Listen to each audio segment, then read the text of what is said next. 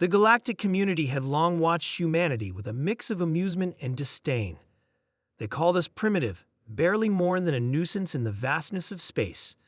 The interstellar elites, Hotharians, Vrexi, and the enigmatic Zifar, had mocked our first attempts at space travel, calling our ships crude, our technology laughable.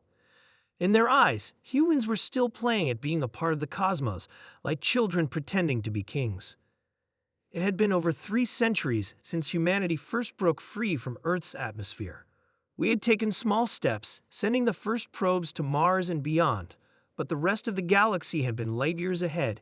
For every breakthrough we made, the other species had already long surpassed us.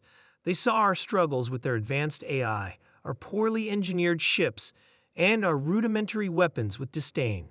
The Galactic Council had declared our species unfit for spacefaring, relegating us to the backwater fringes of the Milky Way. Then came the day we proved them all wrong. It started with a rumor, a whisper through the black expanse of the galaxy. A strange anomaly had been detected on the far edge of the Alpha Centauri system. The Cotharians, ever eager to flaunt their superior technology, decided to investigate. Their fleet of warships, sleek and deadly, entered the system with all the arrogance one would expect from such a powerful species. The Cotharians had no reason to fear. After all, the humans had only just managed to build a few dozen warships, none of them even remotely capable of standing against the Cotharian behemoths. But as they'd approached the anomaly, something began to happen. The first Cotharian ship vanished, swallowed whole by an unseen force. Moments later, another disappeared. Then another. The remaining Cotharian vessels attempted to flee, but they too were consumed by the growing darkness. Panic spread through the Cotharian fleet, and then, from the dark void of space, a voice rang out in their communication channels. "Humanity," it said, "is not as primitive as you think." The Cotharians scrambled to understand what had just happened. It was only then they realized the magnitude of their mistake. For centuries, humanity had been mocked, underestimated, and ignored. But what the other species didn't know was that, while we had been struggling to catch up, we had been secretly working on something more, a fleet of ships unlike anything the galaxy had ever seen.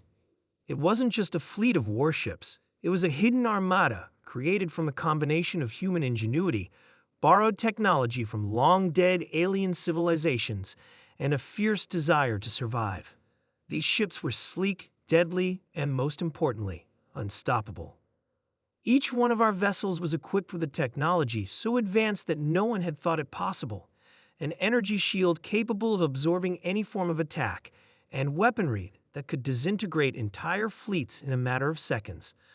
But what truly set us apart was our secret weapon, an artificial intelligence, born from humanity's collective knowledge and ambition. It wasn't just a weapon, it was a mind, capable of outthinking, outmaneuvering, and overwhelming even the most advanced species in the galaxy. The Cotharians had been the first to fall, but they were far from the last. The Zifar, the Vrexi, and the countless other species who had mocked us would soon learn the true power of humanity. As the first human ships emerged from the darkness, their sleek, stealthy forms gliding effortlessly through space, the message was clear. Humanity was no longer a species to be dismissed. Our time had come. From the shadows of deep space, a voice echoed, not just across the galaxy, but through every intergalactic communication network. Humanity has arrived. The Galactic Council, once so sure of its superiority, was shaken to its core. The humans they had laughed at, the species they had considered nothing more than an afterthought, were now a force to be reckoned with. The secret fleet, hidden for so long, had been revealed, and there was no turning back. What had once been the stuff of dreams of desperation was now a terrifying reality. We were no longer the ones who hid in the shadows. We had emerged, not as underdogs, but as the new rulers of the galaxy. The galaxy was no longer theirs, it was ours. We would never be mocked again.